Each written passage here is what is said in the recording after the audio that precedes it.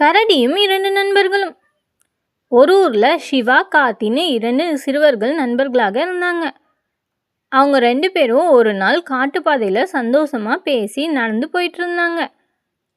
அப்பைன்னு பார்த்து திடீர்னு ஒரு பெரிய கரடி அவங்க பின்னாடி வந்துருச்சு. அதை பார்த்தோன்னே சிவாவும் கார்த்தியும் பயந்துட்டாங்க. சிவா பயத்துல உடனே மரத்துல ஏறிட்டான். கார்த்திக்கு மரம் ஏற தெரியாது. அவன் சிவா கிட்ட மரத்துல ஏற எனக்கு உதவி செய்யின்னு சொல்லி கேட்டான். சிவா அதை மறுத்துட்டான். நான் கீழே இறங்கினா கரடி என்னை கடிச்சிடும், நான் வரமாட்டேன்னு சொல்லி மரத்துலேயே இருந்துட்டான். கார்த்தி புத்திசாலியான பையன். அவன் தரையில் படுத்துட்டு இருந்தவன் போல அசையாமல் இருந்தான். கரடி மெதுவா அவன் அருகில் வந்து அவனை முகர்ந்து பார்த்துச்சு. சில நொடிகளுக்கு பிறகு கரடி அங்கேருந்து போயிடுச்சு. கரடி போனதும் மரத்தில் இருந்த சிவா கீழிறங்கி வந்து கார்த்திகை பார்த்து, கரடி உன் காதில் என்ன சொன்னிச்சுன்னு சொல்லி கேட்டான். அதுக்கு கார்த்தி சொன்னான், ஆபத்தில் உதவாத நண்பனை எப்போதும் நம்பாதே அப்படின்னு சொல்லி கரடி சொன்னிச்சுன்னு சொன்னான்.